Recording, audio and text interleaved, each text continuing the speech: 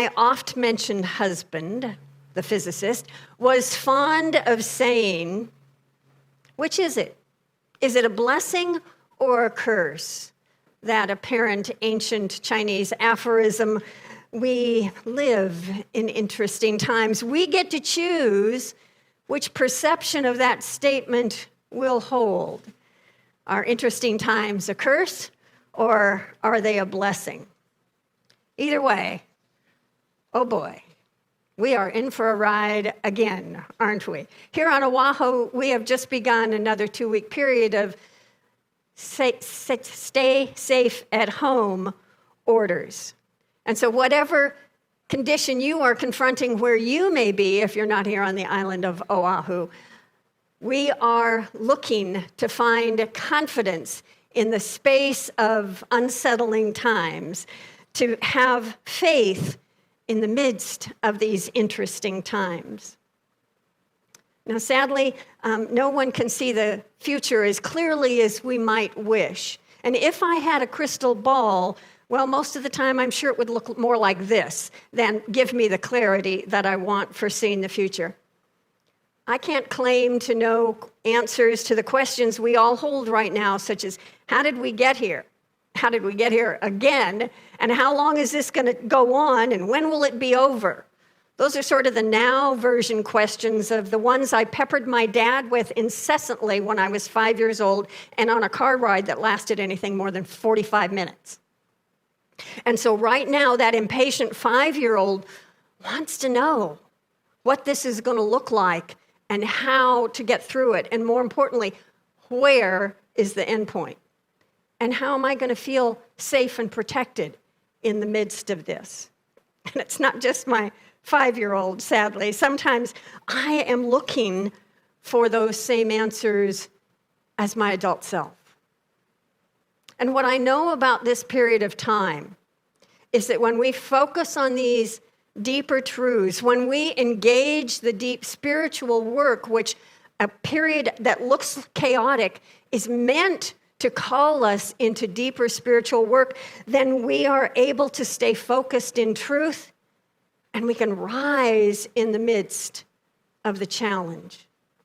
We can shelter safe and we can shelter strong in the midst of life's turmoil.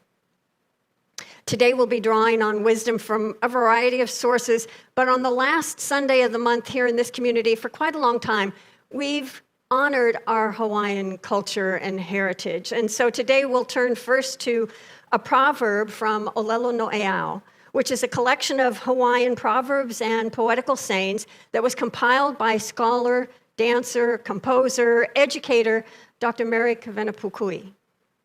Dr. Pukui was so well regarded for her work in understanding and raising awareness of the Hawaiian culture, of its people, of our land, that in 1997 she was named as a living treasure of Hawaii.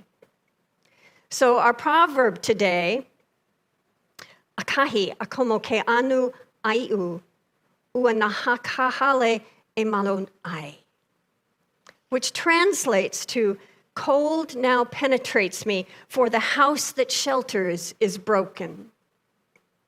And one truth about the Hawaiian language is it does not always smoothly translate to English. And so Dr. Pukui very helpfully gave us a deeper meaning to understand what was conveyed in the power of this wise saying. And the message we are to take is that fear enters when our protection is gone. This was spoken by one of the chiefs, a king on the island of Kauai, several hundred years ago when he was facing defeat at the hands of another chief. Aikanaka knew that when fear enters, our perceived protection fades away. When fear grabs us, where do we look for that protection? What shelters us in the midst of our life? What shelters us in the midst of a faceless pandemic, social upheaval that's ongoing? Maybe we're feeling a sense of a loss of trust or faith in our leaders, our government. Maybe we are just undone by it all. But in unity, what we remember is that we find our shelter in this infinite, living, loving essence of God. There is the truth that protects us in the midst of whatever is going on. So we are called to renew our mind and our spirit with these energies of God, which are light, love, peace, and harmony. And in that space, we can stand in the midst of the storm and feel the protection surround us. To be enveloped, embraced by the presence of God.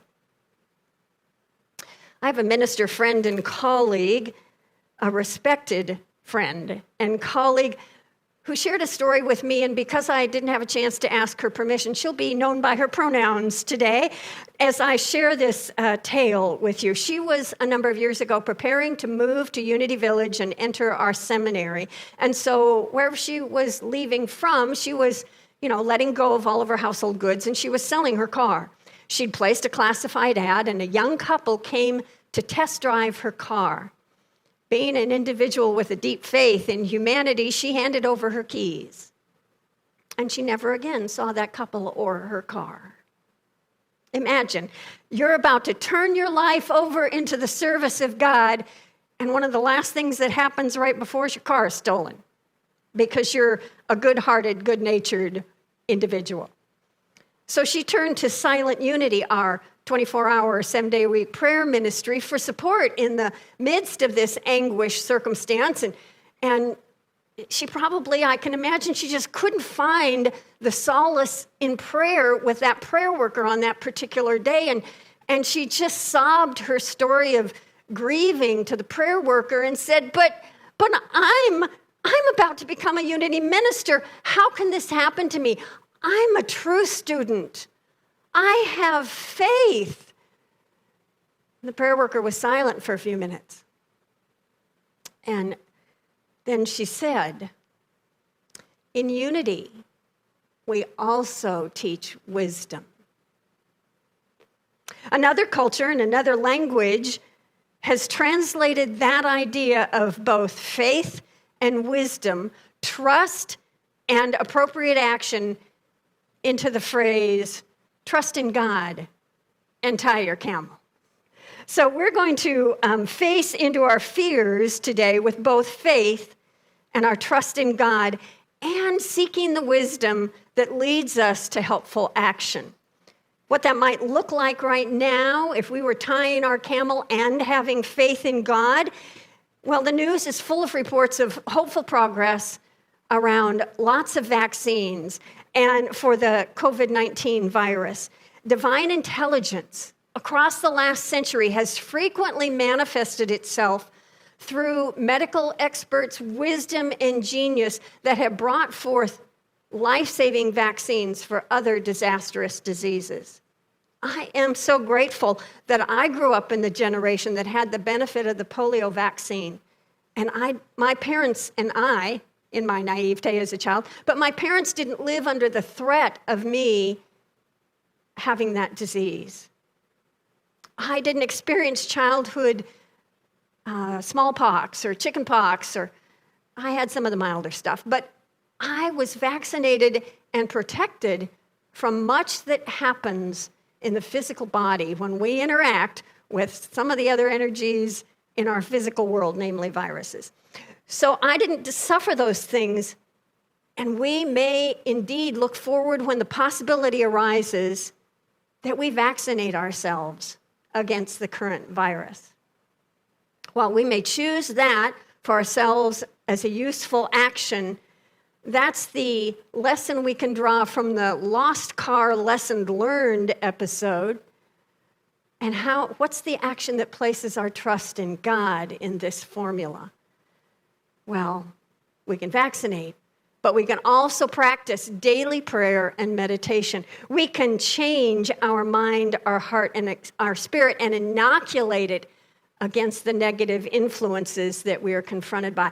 We can invite and welcome the infinite, living, loving essence of God to flow through our life, through our body, through our mind, our actions, our thoughts, our very affairs of our life can be protected because we engage in daily prayer and meditation. A couple of decades ago, I had the opportunity to make a pilgrimage to John of God in central Brazil.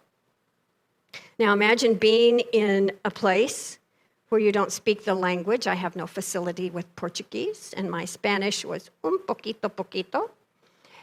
And you're there with guides, and many people speak English, but when you begin to have, in the midst of this 2-week miraculous experience, part of the miraculous shows up as a critical healing crisis. What do you do when you are all alone in a foreign land and you have done your best to tie that camel, but all you have in the middle of a very frightening night is trusting God? Well, if you ever find yourself in similar circumstances, which is on the floor of the bathroom of my little tiny inn, because that was where I needed to be next to the commode, but for hours, as I lay on the cold tile, I prayed the prayer for protection. The light of God surrounds me. The love of God enfolds me. The power of God protects me. And the presence of God watches over me. And I know all is well.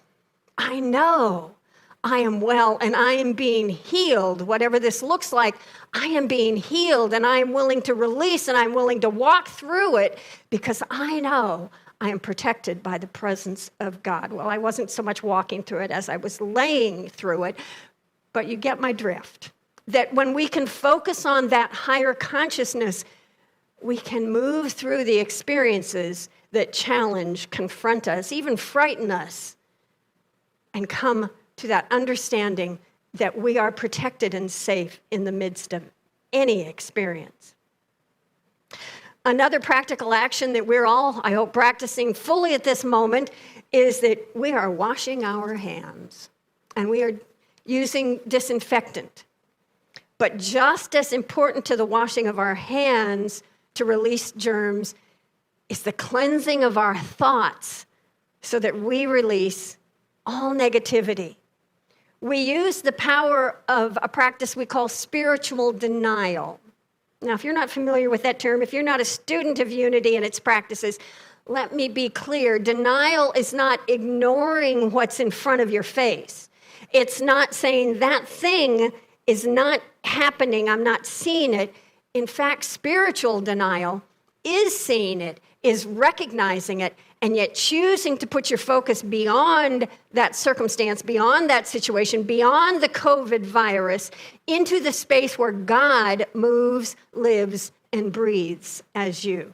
This is spiritual denial. I will put my attention, my focus, my faith in the power that is God in my life, in the world, and in the universe. This is how we practice spiritual denial. To know that the thing in front of us is not the greater power, and that we have the ability to be in the presence of whatever is going on and be strengthened, to have courage, to be empowered, to be quietly confident all the way to the center of our being, and from the center of our being radiating outward that confidence through all of our life and all those we touch. We have the capacity to cleanse our thoughts and be in the mind of Christ. When we see the world from that viewpoint, we are cleansing all that we can reach, touch, and affect. When we rise to this higher understanding, we come into the shelter of infinite wisdom of God. Now, one more thing, and I hope you're all remembering. Maybe if you came on early and saw some of us here in the chapel, we're wearing our masks, and I hope you are too. Because this is another way that we tie the camel, while at the same time we have faith in God. At the very beginning of this pandemic episode, somewhere back around early April, I read a statement written by a colleague, Reverend Anna Schaus. Anna's the minister at Unity in Austin. A number of years ago, she also served at a church in Washington State at the same time I did, and we were colleagues and acquaintances at that time, and I remember her wisdom. And she was sharing a statement with her community about coming back together in the future safely. And that one way to do that was to follow not only our spiritual wisdom, but these pragmatic, helpful practices that protect us all. And she reminded us that when we do come back together, here in our community, when we are able to return to service in our chapel that someday time, when we gather together in community, even as we move now in the world, we wear our masks to protect ourselves and to protect everyone else. So that when we do return, no one in our family is missing. When we return here to this chapel, the whole Ohana can be present with us. That's why we wear a mask. But in addition to the practical side of it and not spreading our germs around or not receiving them from others, we are also called to rise above the fear, shelter in the strength of God, so that we do not spread our negativity around either. For sometimes when we are reacting in fear, we spray the whole room down with every negative thought and fear we're holding. I hope that's not just me. Maybe it's just me.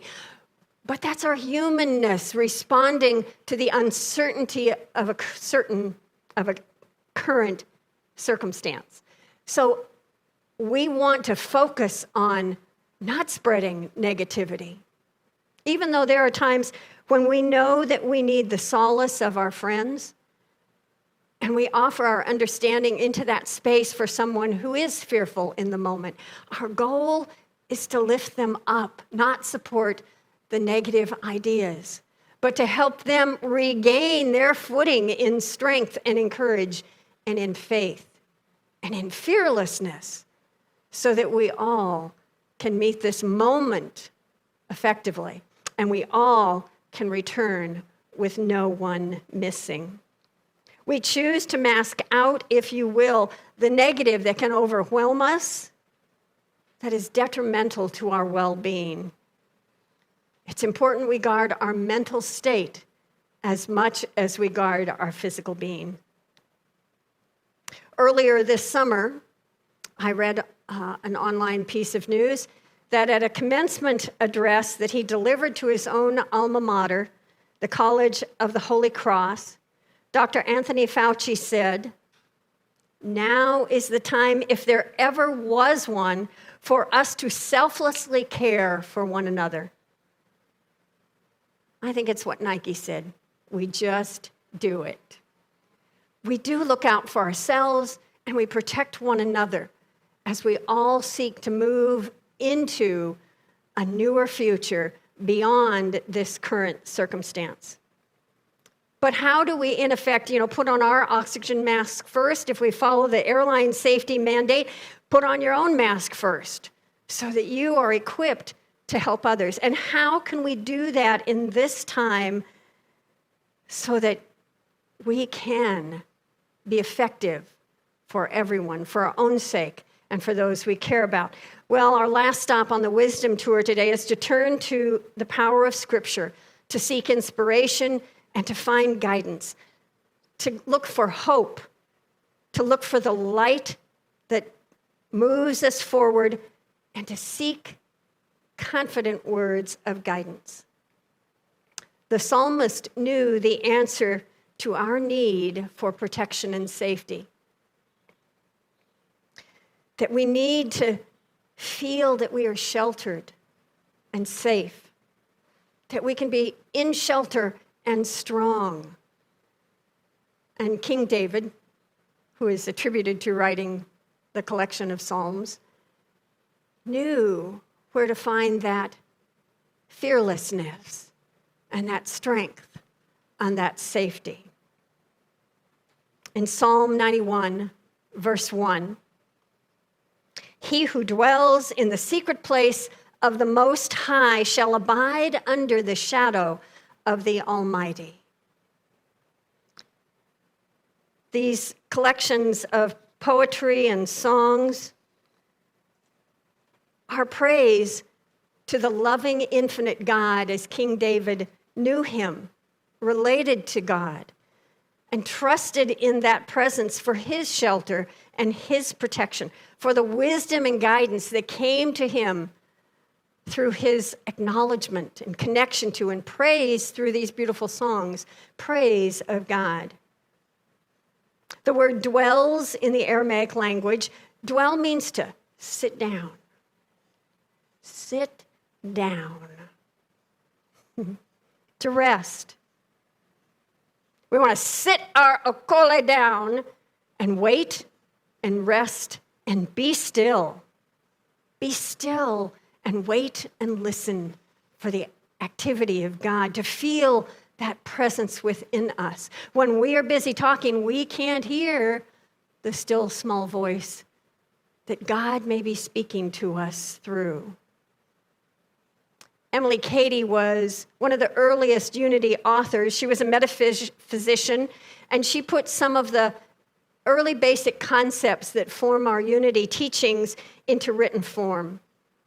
She describes the secret place, mentioned in this Bible passage, as the meeting place between the Christ mind and your own consciousness. The Christ mind and your mind is the secret place where all infinite potential can come to you in the form of comfort and guidance and inspiration and creativity and wisdom to know what step to take next, what movement is going to be most helpful in your life.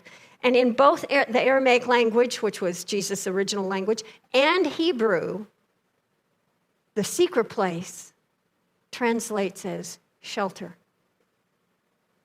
He who dwells in the secret place, in the shelter of the Most High, shall abide under the shadow of the Almighty.